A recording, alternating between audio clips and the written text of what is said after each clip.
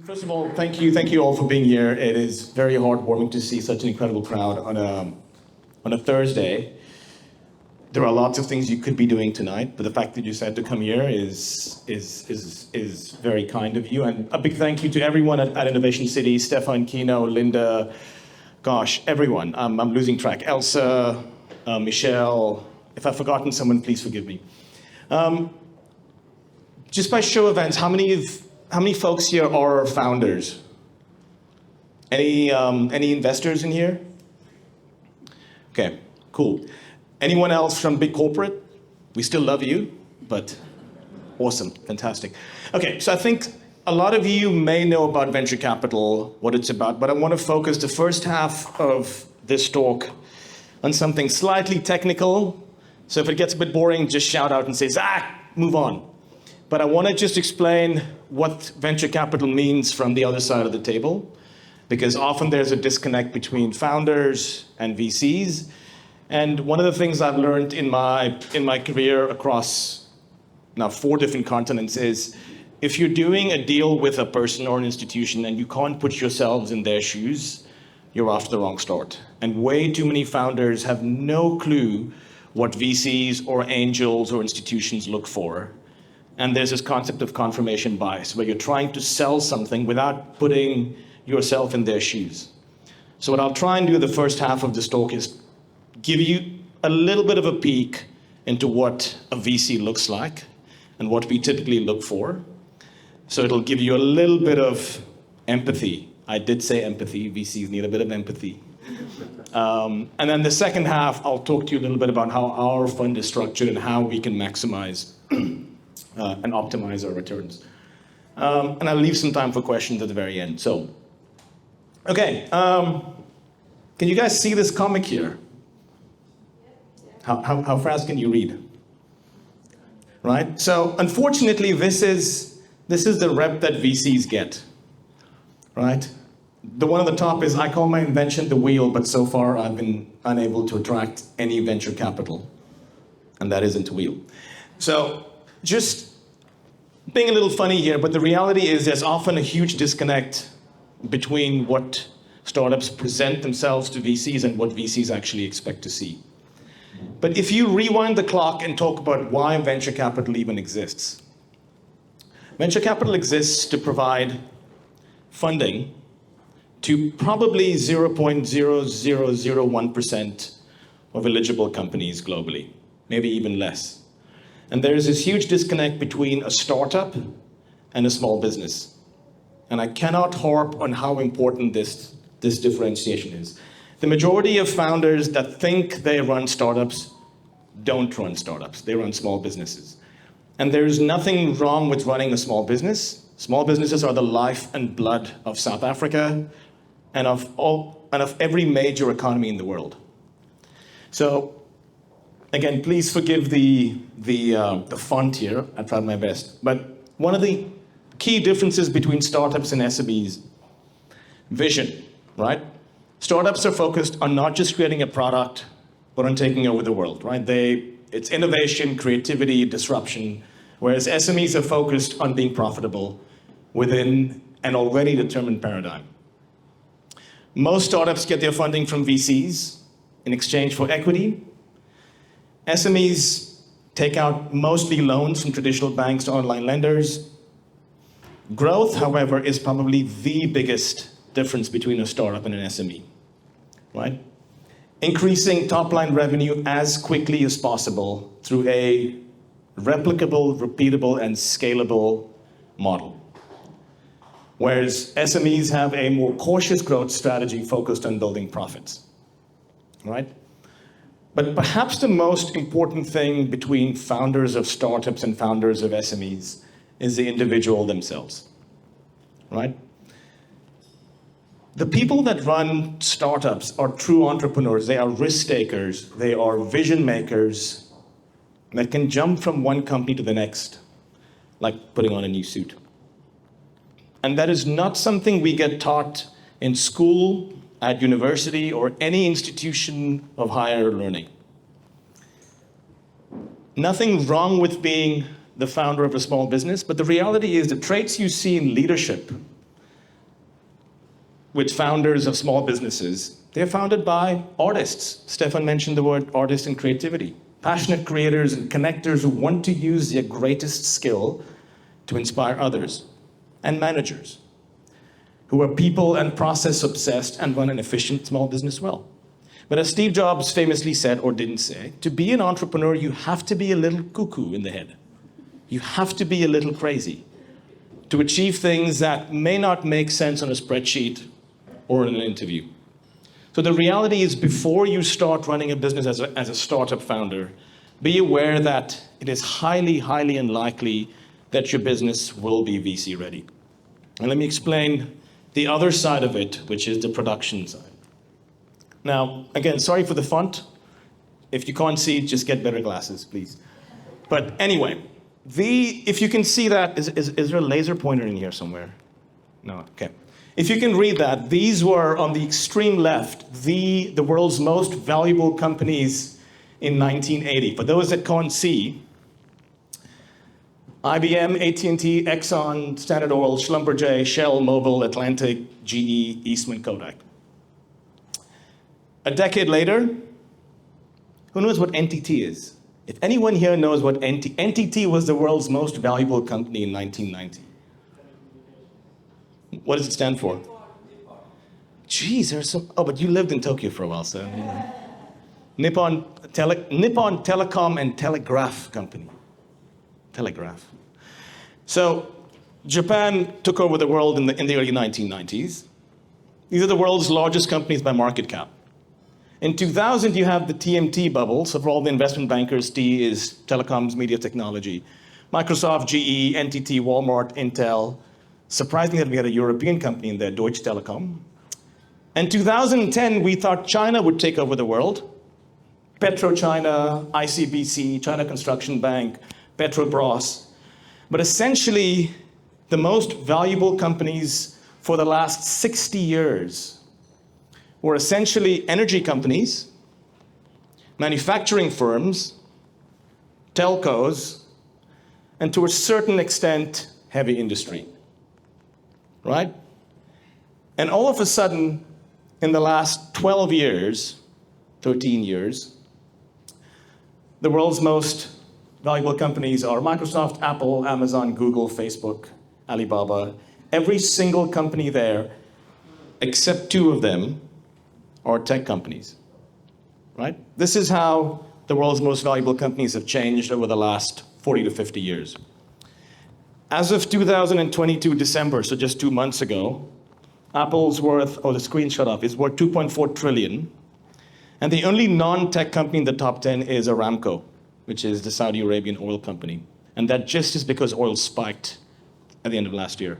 Alphabet, Amazon, Tesla, Berkshire Hathaway. Do you guys know what Berkshire Hathaway is? Warren Buffett's insurance company, yeah. So apart from Berkshire and Saudi Aramco, everything here is a tech company. How do you think these companies were funded? Their first checks. VCs, right? So the fact that almost the entire Dow Jones Industrial Average, the top 40, were all at some point funded by VCs in the last 20 years. And the fact that there isn't a single tech company in Africa that is even close to even being listed is a bit of a crying shame, isn't it? Yes. Right? So one of the reasons why I decided to stay in South Africa when I came here for the World Cup 12 years ago is the fact that someone somewhere was missing a trick. We have these incredibly well-valued companies that did not go to the debt capital markets or heavy infrastructure or asset financing to grow, but they got money from VCs. And when I came to South Africa in 2010, there was literally no venture capital. Stefan and Ko here know that I speak without much of a filter. There were some Yahoo boys in Stellenbosch pretending to be VCs, but they weren't VCs. They were people pretending to be VCs with a private equity mindset. But the reality is, what's the most valued tech company in South Africa today? Tech startup in South Africa. Who knows? Yeah, what's Yoko valued at? I mean, if you know inside information, don't say it. But it's not even close to being a half a unicorn, right? It's like a unicorn without the horn or pony.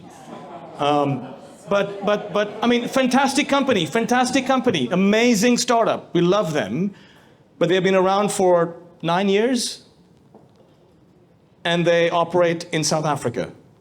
They haven't expanded beyond the Limpopo River. That's the other issue I have with startups in South Africa is they think that the Limpopo River and the Fish River Canyon is this virtual border beyond which you can't expand.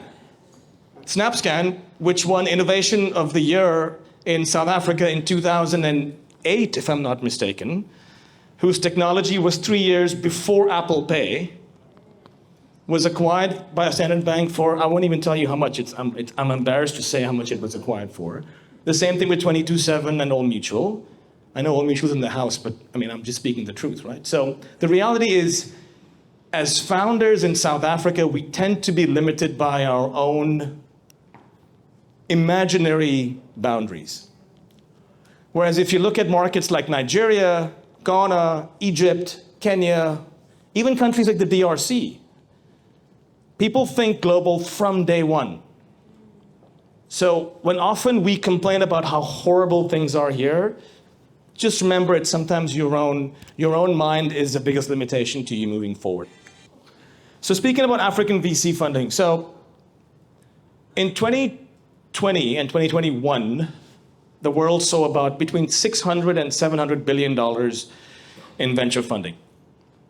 And that number dropped to about 420 billion last year because of obvious reasons, the recession, the war in Ukraine, et cetera, et cetera. Africa made up 1.2% of that number. I'll give you a couple of facts here. I'm an engineer, so I love numbers.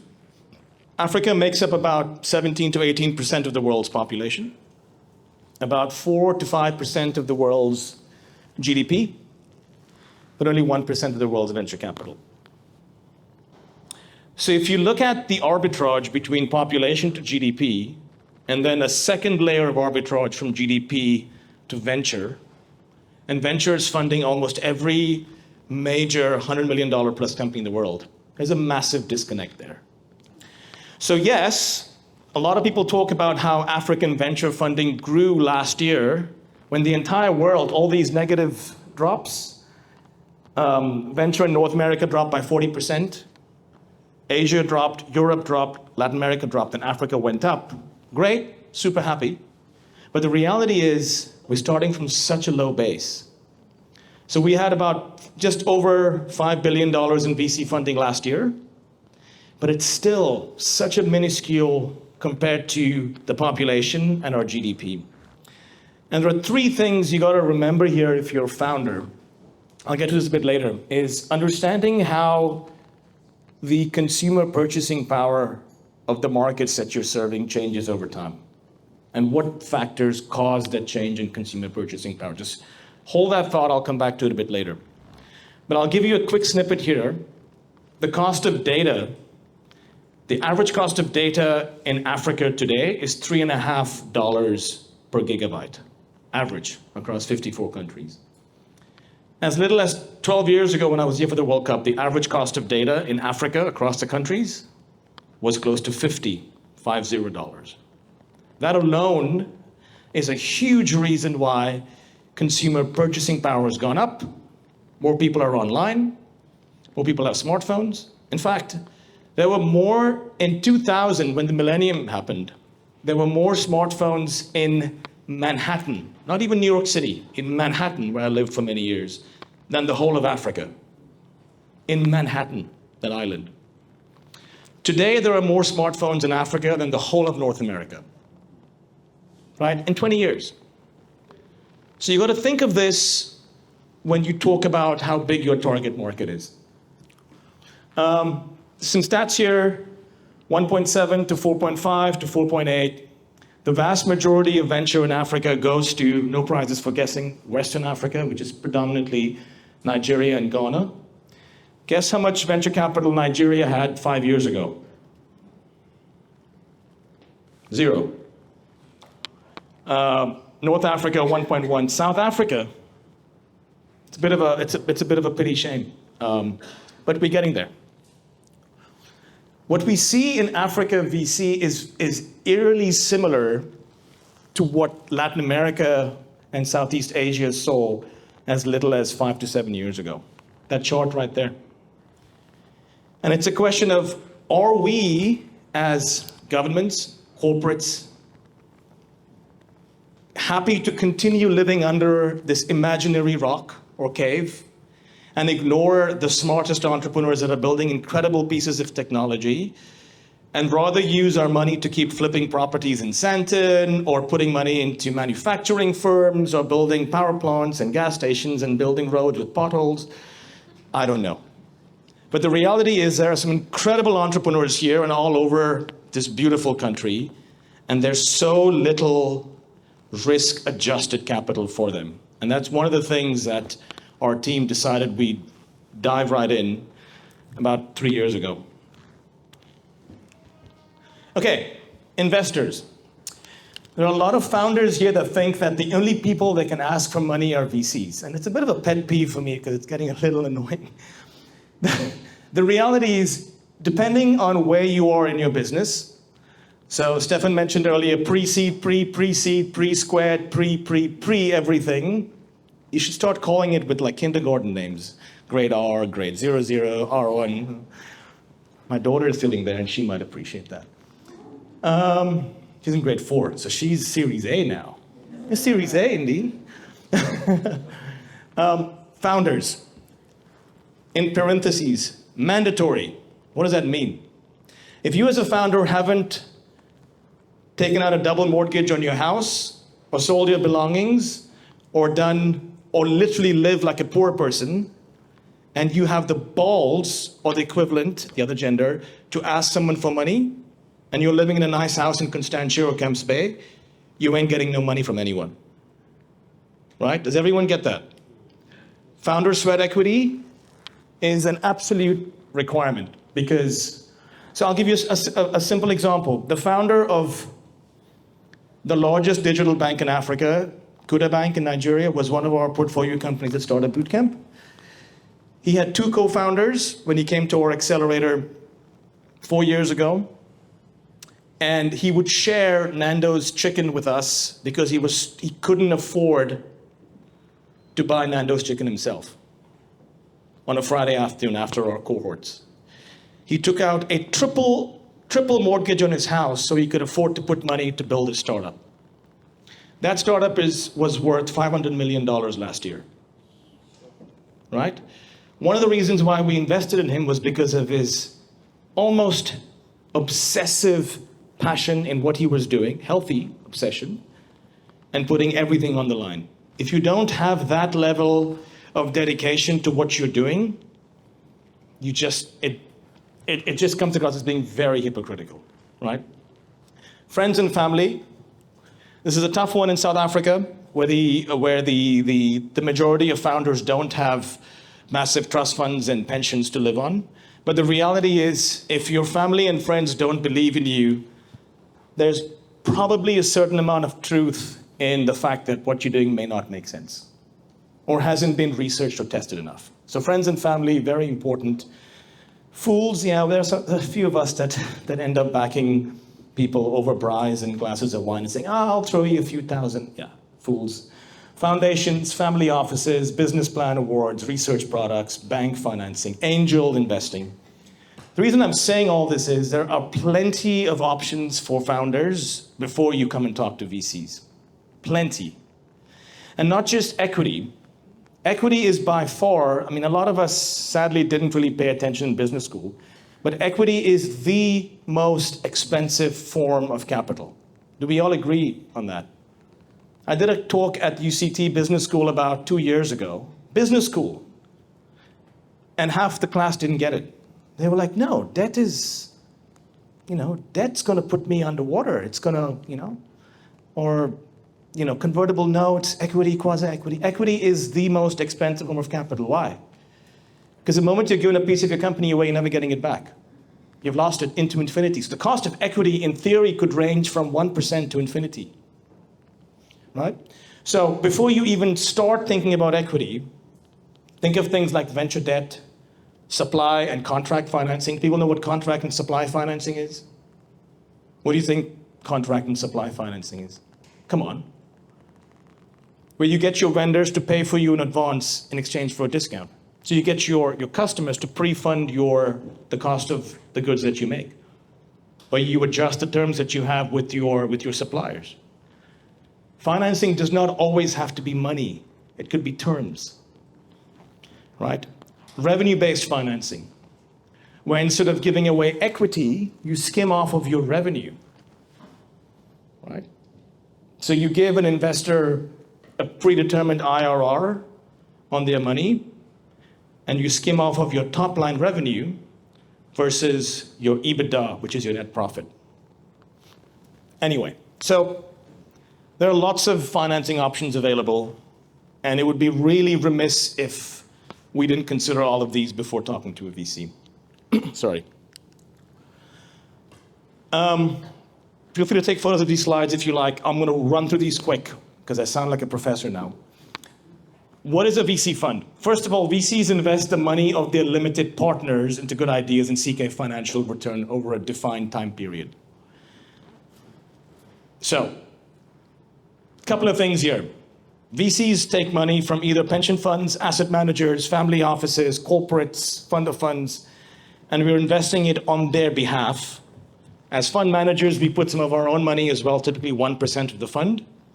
But there is a huge amount of fiscal, fiduciary, regulatory, and compliance involved in VC. It is not your friendly neighbor next door writing you a check. So VCs and angels are like oil and water. You cannot and should not put them in the same sentence, right? VCs have exiting deals is compulsory. So if a VC comes to you and says, what is your plan to make me money within 5 years, and you don't have an answer, you haven't done your homework, right? Angels can stay on for 10 years, 20 years. VCs have to exit within 5 to 7 years, sometimes a bit longer if it's a biotech fund or something like that.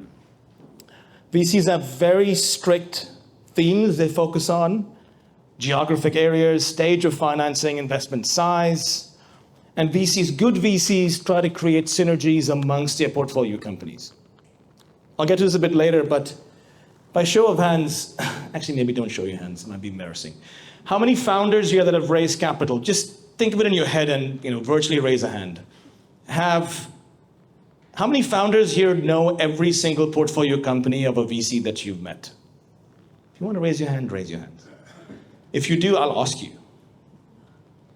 So for example, if you're going to Knife Capital for funding, or you're going to Kalon for funding, or you're going to the IDC for funding, how many of you know every single company that they've invested before you? I'll take that as a no, which is not cool, because if you don't do research on them, and thorough research on them, why should they care about you, right? So the reality is the vast majority of founders couldn't care less about why their VCs back certain companies and why they don't back other companies. Let me give you an example of a good way to talk to a VC. I'll go through points later. This should actually be a 3-hour talk, but I'll finish it in an hour. Company comes to me and says, or to us, and they say, hi, I'm so-and-so.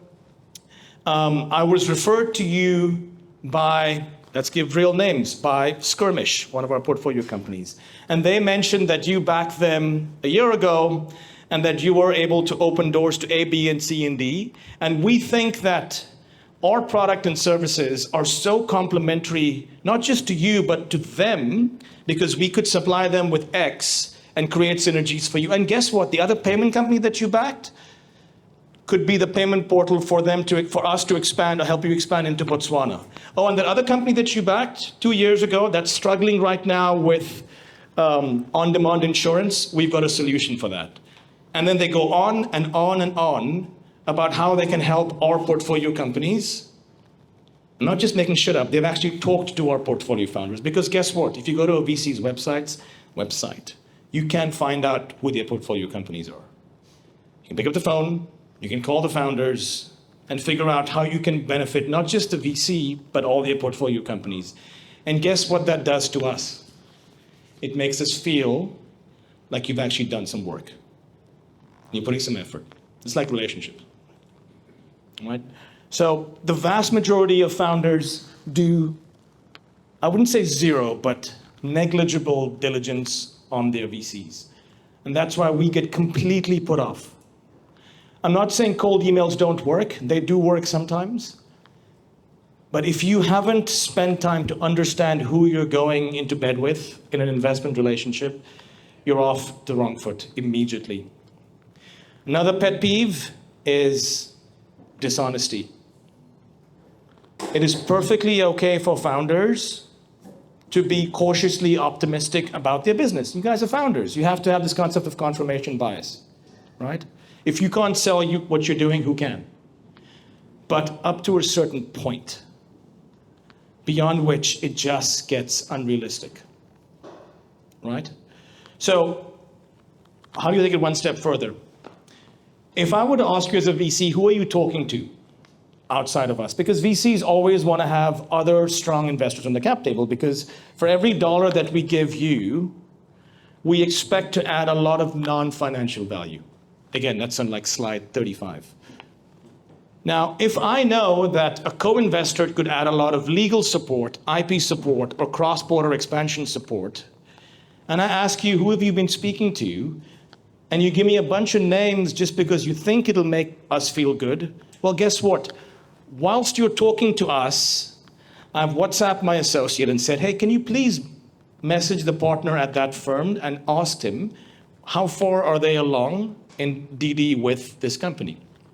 And I get my answer within about 2 minutes. And the founder is still yapping about how they've gotten term sheets from all these friends. And I said, I just heard from the GP of this fund, and you've had 2 emails with them, and they said they will look at your deck. You have no idea how often this happens. Founders will overstate who they're talking to, what terms they have, and it's just not cool. So a certain amount of ambition is great. We love that. Rather have someone that's ambitious and assertive, but not arrogant, than someone who's entirely meek and timid. But just a little bit of honesty builds trust. And it's okay not to be Apple or Amazon at your first meeting, right? So just very important things. The VC community in Africa is not that big. Word gets around, right? Sorry, I forgot to mention. So I'll get to this a bit later, but limited partners fund venture capital funds. VC funds make investments. At the end of the day, between 10 to 15% of all the money in the VC fund goes towards operations, right? Money then gets paid as a hurdle. So between 30 to 40% of all the profits have to first go back to limited partners before fund managers see any of that money. So this illusion that VCs are wealthy is complete rubbish. My father, who's sitting somewhere there, keeps telling me that I should have been an investment banker because I would have been a lot wealthier. In fact, I earned more money 15 years ago as an associate at Lehman Brothers than I do right now. Because venture capital is one of the most forward-looking industries in the world. You tie everything that you do to long-term returns. So that is why VCs are so thorough in looking at what you do, because if you don't make money, VCs earn less than folks that work at banks, legal firms, and sometimes even shopkeepers. There was one point where folks in the VC industry in Africa were earning less than folks that sold coffee across the street. If you go to New York City and you go to a mobile coffee stand next to a bank, those coffee stands make close to $200,000 a year. And the VCs that drank coffee from those coffee stands are making less than 100. So VC is a long game. That's why we are so keyed into long-term, and that's why we get this notion of being evil. We're not. We're not. It's just a very, very high risk, high reward industry. Gosh, there we go. This is an entire course in itself about VC math. I'm going to skip through most of it. I should talk to the team here about doing like a masterclass just on VC math. Very important, but high-level things. How do investors make money? Liquidity events. How does liquidity happen? a trade sale. A trade sale is basically a merger and acquisition where you sell your company to a large corporate, a large organization, or horizontal M&A, where you sell to a larger tech startup. As the industry matures, the likelihood of exits through horizontal M&A get better.